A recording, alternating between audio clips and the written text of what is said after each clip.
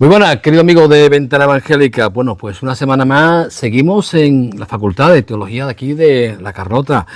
Y bueno, la verdad, vamos a entrevistar a Antonio Simoni. Él es el presidente del Consejo Evangélico Provincial de Córdoba.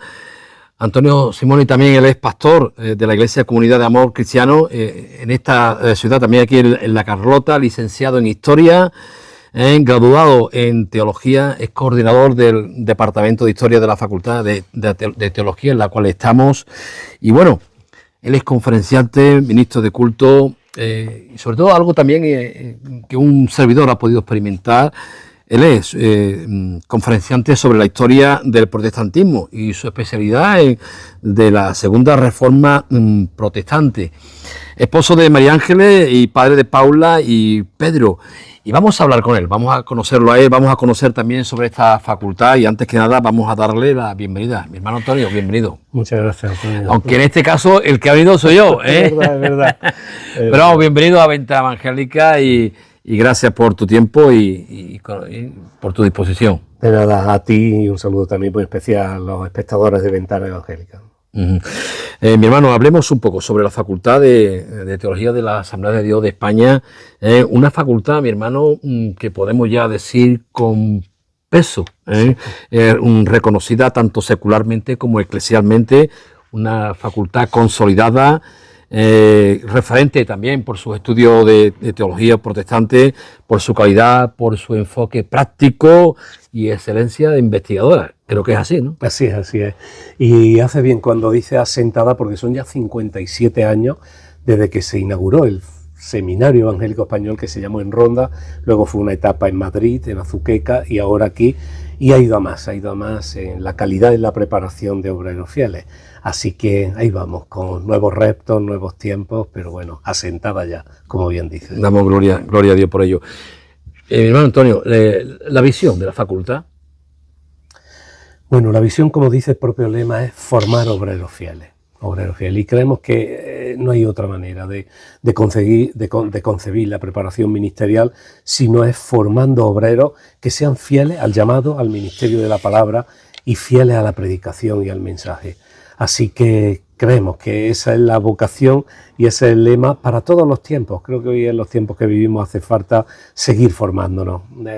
Cuando nos formábamos, en mi caso, mi generación, no tenía nada que ver con los paradigmas, las situaciones que hoy se viven. Por tanto, eso nos pone un reto, un listón alto de que hay que seguir formándose para el ministerio. Ya la facultad lleva ya unos años. Así es, como facultad, desde el año 2011, que fue cuando se reconocieron los efectos civiles del título de grado en teología en el programa presencial, pero anteriormente, ya te digo, desde el año 68 son 57 años ya formando obreros fieles para nuestro país. ¿Cuáles son los programas de estudio que se dan aquí en la facultad? Pues los principales son el programa presencial, que es nuestro, digamos, buque insignia de la preparación de obreros, en el que un programa de 4 años, son los 240 créditos que establece el Ministerio de Educación para completar los estudios de grado en teología. Luego está el programa online, que es un programa que ha tenido mucho éxito, viendo también, ¿no?, el auge de la vida digital que tenemos ahora y que también se adapta mucho a las necesidades de los creyentes hoy día, se adapta muy bien a las necesidades. Y bueno, también está ahora el máster en Teología Pentecostal, que es único en Europa, y creo que es una oferta que suple muy bien, ¿no?, lo que hoy día se demanda para el ministerio. Para aquellas personas, ¿no?, que también un poco por el desconocimiento de la facultad, ¿no?, ¿qué asignaturas se suelen impartir? Bueno, las asignaturas están divididas en bloques o departamentos. Están las asignaturas bíblicas, como bibliología, en fin, todas las que tienen que ver, ¿no?, con la Biblia, formación del canon, todas las que tienen que ver con Biblia. Están las teológicas, el departamento de teología, están las de filología, griego, hebreo, y está el departamento de historia, que es, como dijiste antes, el que yo llevo. Muy bien. Aquellos jóvenes, ¿no?, porque son jóvenes prácticamente lo que suelen venir. Pues tú comentabas, ¿no?, desde el 2011 ya se puede adquirir el grado de teología. Sí. ¿En cuántos años, en este caso, tienen que estar estudiando? Sí, pues son 4 años, lo que como cualquier carrera universitaria. de primero a cuarto y 60 créditos cada año. Y bueno, a los 4 años en el programa presencial. El programa online es más, lo puedes adaptar tú a tu velocidad, claro. Eso es lo bueno. Pero bueno, el programa presencial, que es el por el que estamos prácticamente volcados todo el equipo, son 4 años.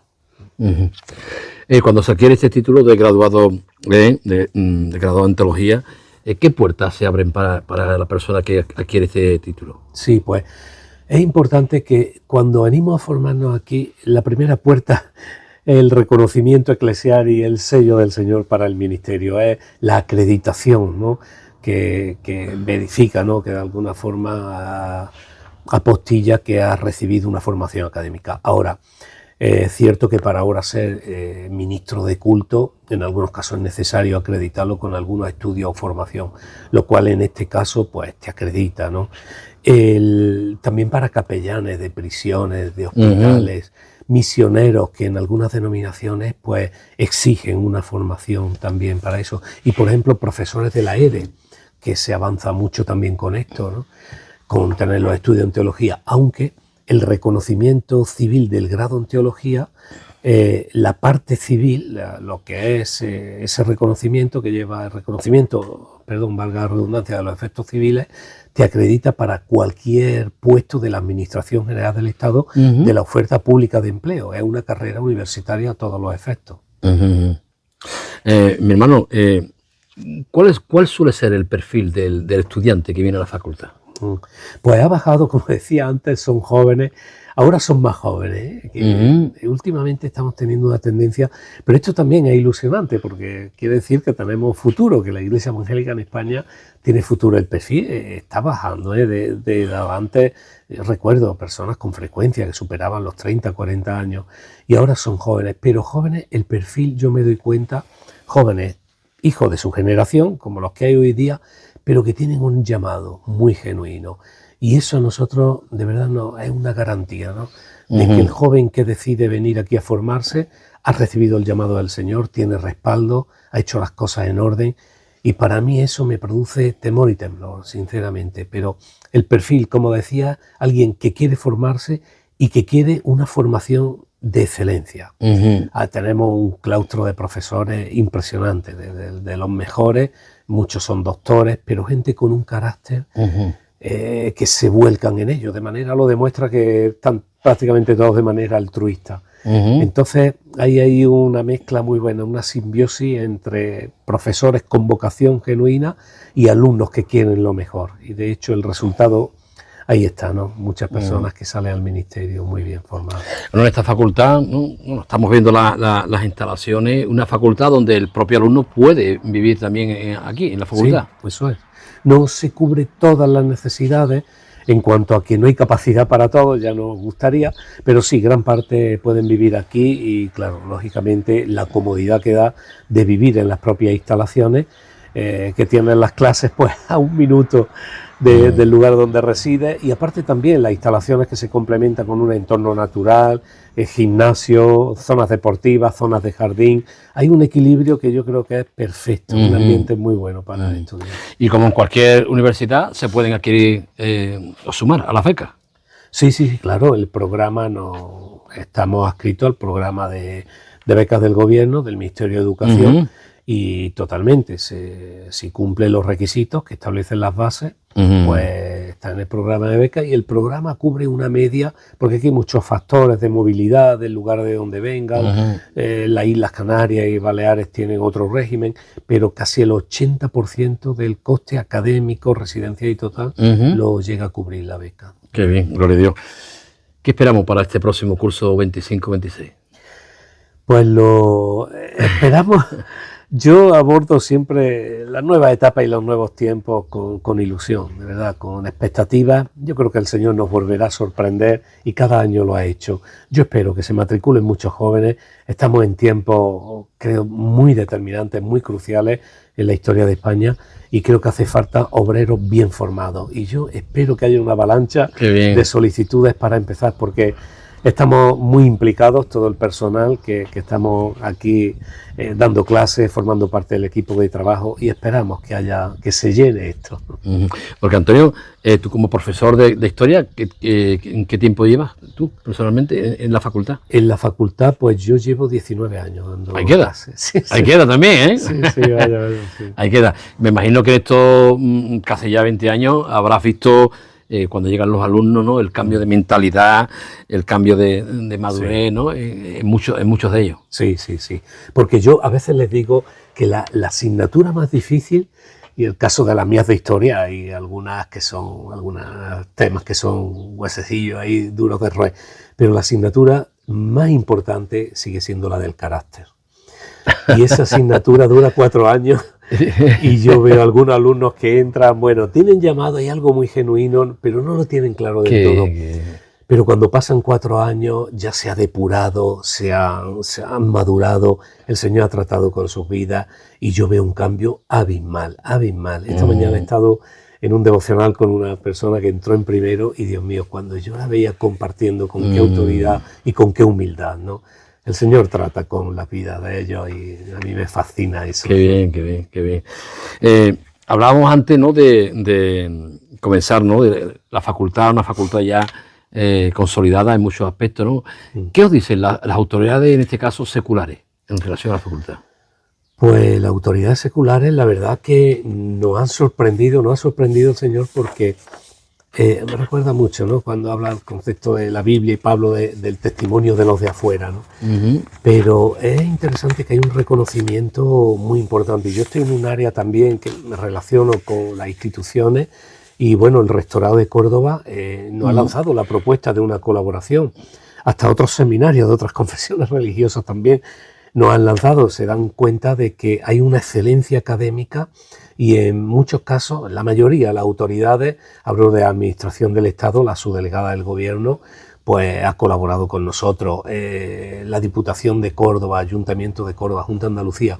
Y es más, lo último fue la Secretaría de Estado de Memoria Democrática, nos ha propuesto abrir una línea de investigación para seguir recabando la historia del protestantismo. Tenemos un reconocimiento que de verdad nos honra.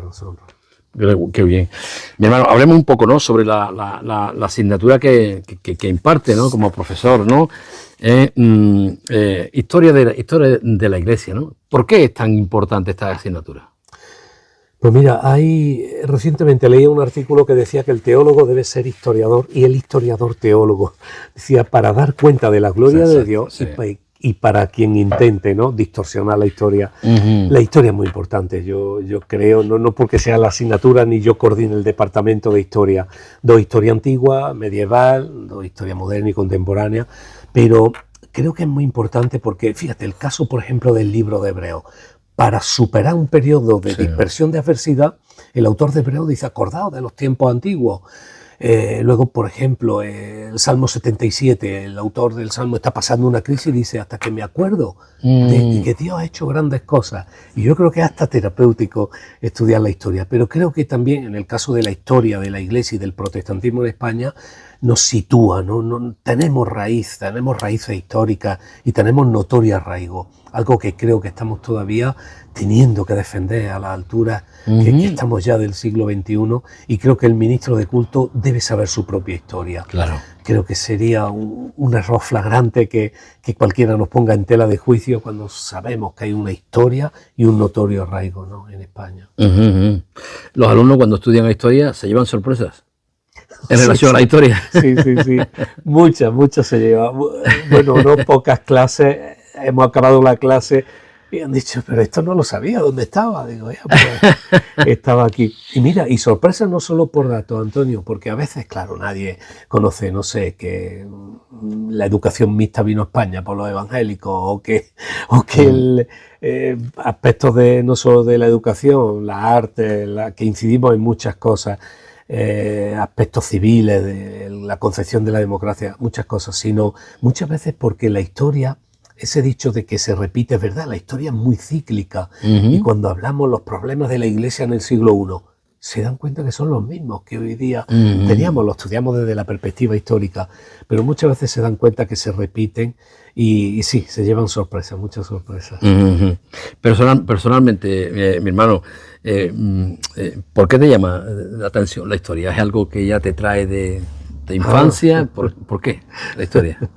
Sobre todo la historia de la iglesia. Sí. Pues mira, bueno, yo empecé a estudiar historia ya mayor, vamos, pero me fascinó conocer que el Dios del pasado, el que leemos en el Antiguo Testamento, es el mismo que el de hoy.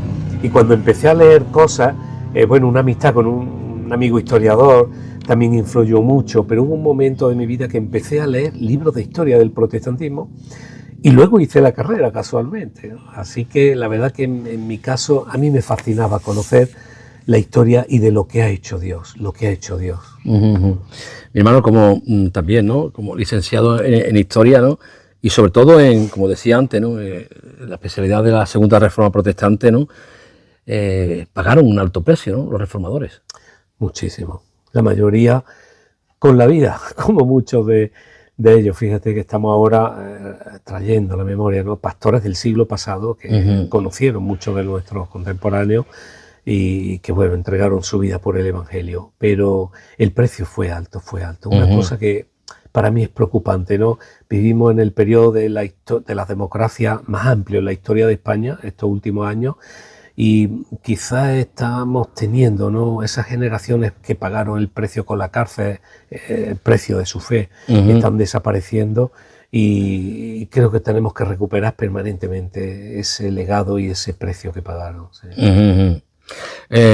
Un legado importante que nos dejaron. Sí, sin duda. Y la historia en el caso de la Iglesia Evangélica en España, en Europa, no se puede concebir la historia de las libertades, la arte, la educación, la música, sin ver a estos héroes de la fe para mí. Precisamente la pregunta que te iba a hacer, ¿no? En relación a la fe, ¿no? La convicción que tenían los reformadores para dar, como tú bien estás dando, ¿no? El precio que pagaron, que fueron su propia vida. Sí. Hubo una convicción de fe, algo... Sí.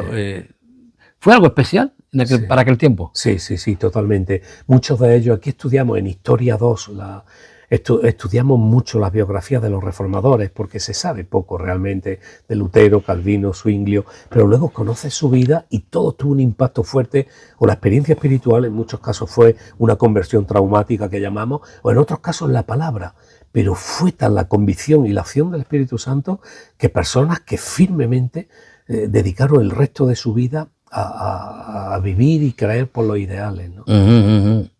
Si hablamos de los reformadores, sobre todo los reformadores de la Segunda Reforma, ¿estamos hablando de hombres cultos? Sí, sin duda. En la segunda y en la primera, porque en la primera, aunque bueno, no es mi especialidad, pero Casiodoro de Reina, Cipriano de Valera, Juan Pérez de Pineda, te pueden nombrar muchos que dedicaron su vida a la docencia en la universidad en Inglaterra. Hombres muy cultos. Casiodoro de Reina era un hombre muy culto que se confluían en él una formación excepcional. Y en la Segunda Reforma también, evidentemente, el listón estaba alto en cuanto a la educación y la formación y había mucha seriedad a la hora de iniciar el ministerio. Venía gente con muchísima formación bíblica y teológica y bueno, hay que quitar ese estigma de que, no sé, la Iglesia Evangélica o el protestantismo... Por eso lo digo. Es un poco, eso existe y existe todavía, Por eso creo que cuando conocen y ven que, bueno, en esta facultad tenemos muchos hermanos nuestros que son pastores, pero tienen un doctorado en teología y gente muy culta, pues la verdad que eso es un descubrimiento para muchos. Amén. Estamos hablando de un milagro que Dios utilizó, el invento de la imprenta. Sí, yo creo que sí, porque además la imprenta cuando 1453 Gutenberg la imita es claramente en un momento donde está eclosionando, ¿no? Todo el mover, ¿no? del arte, la ciencia del siglo XV, finales del XV. Y además por otra cosa, porque fíjate, dicen que, esto es más casi sociología, pero dicen que hay momentos claves, puntos de inflexión en la historia cuando hay una revolución en las comunicaciones. Y hay una teoría que a mí me gusta mucho que dice que en el siglo I fueron las redes de carreteras. Eso revolucionó las comunicaciones y eso propició que el cristianismo se extendiera. En el siglo XVI fue la imprenta que propició que la palabra otra vez de nuevo se extendiera. Y hablan que también ahora en la época que vivimos, la época digital, hay quien dice que hay que mirar con esos ojos, que quizás estamos ante otra eclosión, ¿no? Otra oleada de cristianismo. Así que sí, para mí sin duda la imprenta fue un milagro que he usado por Dios. Dentro de la historia como profesor y personalmente, ¿no? ¿Con qué momento te quedaría que haya cautivado tu atención? Pues mira, a lo mejor te va a sorprender, Antonio, pero me quedo con el presente. Bueno. Me quedo con el presente. Y no porque la historia contemporánea ni siquiera es atractiva, porque me gusta, ¿no?, conocer al Dios del pasado, que es el Dios de hoy. Pero es verdad, me quedaría hoy porque sin duda es lo único que podemos cambiar y en el que podemos incidir. Yo no quiero quedarme contando historias del abuelo Cebolleta, como yo digo, en una mecedora del pasado. Si eso no tiene una acción en el presente, para nada. Lo demás son datos, cifras, siglos y biografías. Me quedo con el presente, es fascinante. Sin duda me hubiera gustado vivir la época de Jesús, estar contemporáneo con Jesús. Pero por lo demás no creo que sea, mira, la época de Lutero, no sé, como protestante, esa tensión, esos conflictos, no, creo que fue muy importante, le debemos mucho a los del pasado, pero me quedo con el presente, de verdad, creo que podemos cambiar cosas en nuestro país y creo que ahora mismo estamos en un momento crucial, por eso no lo cambiaría. Bueno, me quedo con el presente. ¿Considera mi hermano que hay desconocimiento de la historia del pueblo evangélico en las iglesias actuales? Pues sí, Antonio, lamentablemente sí, lamentablemente hay gente que, bueno, muchos y compañeros míos en el ministerio y pastores con todo el respeto, pero creo que se debía tener una mínima de formación, no digo que haya que hacer un curso de historia, pero al menos manejar los propios datos y la historia local, Antonio, porque sabes que a veces muchos se sorprenden, no sé, yo en el pueblo que pastoreo descubrí, hice trabajos de archivo y me doy cuenta que está fundado por protestantes. El pueblo en su amplia mayoría. Y estos son fuentes primarias, pero fuentes por gente secular, nada sospechoso de religioso. Pues mira, me sirvió. Y la verdad que, bueno, colaboré en la inauguración del Museo de Historia Local y estoy en varios foros y para mí me vino muy bien. Y creo que a todos nos vendría muy bien saber un mínimo, al menos, de la historia de la Iglesia Evangélica en España y especialmente en tu región, en tu provincia, ¿no? Mi hermano, combina, aparte de profesor de aquí de la Facultad de Teología, también la combinas con el pastorado, también, en el pueblo, digamos, en la Carlota. Así es. ¿La iglesia cómo se llama? ¿Dijimos antes? Se llama Comunidad de Amor Cristiano de la Carlota, Asambleas de Dios. Somos un grupo de iglesias, se fundaron en los años 80 y todas se llaman Comunidad de Amor Cristiano. La iglesia madre está en Córdoba, el pastor Esteban Muñoz, presidente actual de FEREDE. Y las demás, los puntos de misión, esto empezó sin... Vale, muy bien. O sea que hay un doble trabajo. Sí. Sí, así es. Y pastoreo, por la gracia de Dios y con su ayuda, tengo el privilegio de servirle pastoreando una iglesia. Sí. Qué bien, me alegro, gloria a Dios. Para aquellos jóvenes, mi hermano, que quieran estudiar en esta facultad, ¿qué deben de hacer? Pues bueno, yo recomiendo que primero, como estamos en la era digital y todo ya se hace telemáticamente, que se prescriban. No tiene compromiso, pero ya entra a saber toda la información, se te introduce en una base de datos en el que simplemente se te informa. Luego, yo diría que hablen con su pastor, que detallen bien, en fin, las condiciones, el apoyo, todas las cosas, y que luego, pues, se aventuren, de verdad, se aventuren. Pueden entrar en el programa de becas si cumplen los requisitos. Y bueno, pues luego pueden conocer las instalaciones, pueden venir de oyentes, hay un día de puertas abiertas y que se informen. Y si nuestro programa les cuadra, pues aquí nos vamos a desvivir para que, como en algún caso dijo nuestro rector Jesús Caramé, los que formamos a los alumnos no seamos estorbo para lo que Dios quiere hacer con ellos. Qué bien. Y nos vamos a volcar en ello. Qué bien. Mi hermano, el Evangelio de nuestro Señor Jesucristo, ¿histórico o vigente? Vigente, sin duda, sin duda. Es histórico también, pero es vigente. Sin duda, la Biblia siempre fue respuesta a los problemas de la sociedad, la historia antigua, Edad Media, moderna, y hoy día la Biblia tiene respuestas para el hombre de hoy. Sin embargo, mi hermano Antonio, el hombre de hoy en día sigue mirando a ese Cristo histórico. ¿Por qué no miran a ese Cristo vigente que sigue vivo? Vaya, porque nos confronta. Y quizás estamos en un país donde la tradición, la superficialidad, lo de siempre se ha hecho así, tiene más peso del que pensamos. Pero cuando una persona tiene hambre y se enfrenta a la Biblia, deja un poquito a lado la tradición y se da cuenta de que ese pueblo que de que labios me honra, pero su corazón está lejos de mí, cambia, ¿no? Pero es verdad, tenemos una educación y ese arraigo, ese lastre que traemos, tiene mucho peso. ¿Qué proyecto tenemos para este final del 2025? Pues bueno, bueno, en el aspecto personal, que el Señor me cuide, me dé fuerza, que cuide a mi familia, y bueno, en el aspecto pastoral, que sea fiel a lo que Dios quiera para la iglesia que Él me permite pastorear. Ahora estamos en el tiempo de espera de Pentecostés, estoy compartiendo a la iglesia sobre los tiempos de Dios. ¡Qué bien! La palabra que el Señor ha puesto en mí, y estamos haciendo un énfasis muy especial en eso, y una vida plena de búsqueda del Espíritu Santo. Y como profesor de aquí, pues ahora estamos en un tiempo también de cambio. Nuestro actual rector, Jesús Caramé, se jubila, y el próximo curso pues ya entra un nuevo equipo. Y bueno, ponerme a disposición también en lo que esté de mi mano, evidentemente, seguir colaborando para seguir formando obreros fieles. Pero espero que el Señor nos sorprenda, que disfrutemos con las clases. Yo sería el año número 20 que empiezo, mira, número redondo, y que el Señor me siga sorprendiendo cada clase. Creo que cada clase es diferente, tengo que luchar porque las tengo ya muy trillada, ¿no?, de años, pero quiero que el Señor me siga sorprendiendo, no caer en la monotonía, en la rutina. Yo me llevo a los alumnos, lo sabe, al monasterio de Santiponce, y allí vivimos, hacemos la ruta del protestantismo de Sevilla, los llevo a archivos, a eventos. Quiero que traigan la historia al presente y la usen también, ¿no?, para ello. Así que con ganas, y bueno, a ver qué tal septiembre. Mi hermano, ¿cuándo te volvemos a ver por Jerez? Ay, vaya, mi segunda casa. ¿Sabes que Cádiz es el sitio que más veces he ido a? De verdad, habéis sido muy benévolos y bueno, muy considerados conmigo, pues en cuanto cuadre y en fin, y se dé la ocasión, con mucho gusto estar allí, porque tenéis de verdad en Jerez una historia envidiable. Yo me quito el sombrero, y bueno, pensar que allí tenéis, y además la segunda reforma, con los premios Carmen Hombre Ponzoa, también me vincula mucho. Y tenéis el templo más antiguo en España, en 1872, que conozco la historia de José Biliasí. Y bueno, yo me fascino cuando voy a Jerez, de verdad. Así que gracias al Señor. Espero que pueda ir pronto. Muy bien. Antonio, unas últimas palabras que nos quieras decir, lo que tengas en tu corazón.